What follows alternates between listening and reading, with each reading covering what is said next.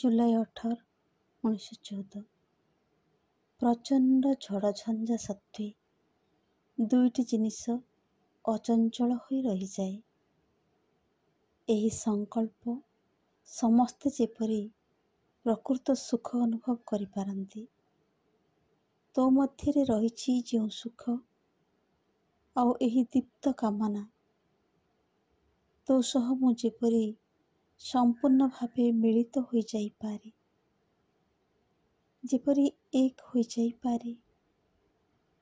ଏ ପର୍ଯ୍ୟନ୍ତ ଅନ୍ୟ ସବୁ ଜିନିଷ ଆସିଛି ହୁଏତ ଚେଷ୍ଟା ଫଳରେ, ଦାବି ଫଳରେ, କିନ୍ତୁ ଏ ବସ୍ତୁଟି ସ୍ୱତଃସ୍ଫୂର୍ତ୍ତ ଅବିଚଳ।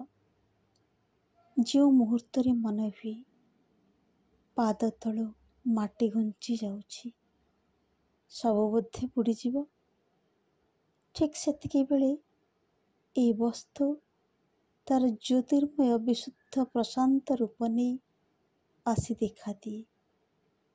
ସକଳ ମେଘ ଅପସାରିତ କରେ, ସକଳ ଅନ୍ଧକାର ଦୂର କରେ, ଧ୍ୱଂସସ୍ତୂପ ମଧ୍ୟରୁ ଆହୁରି ବୃହତ୍, ଆହୁରି ଶକ୍ତିମାନ ହୋଇ ଉଠି ଆସେ, ଅନ୍ତରରେ ବହନ କରି ନେଇ ଆସେ ତୋର ଅସୀମ ଶାନ୍ତି ଆଉ ଆନନ୍ଦ।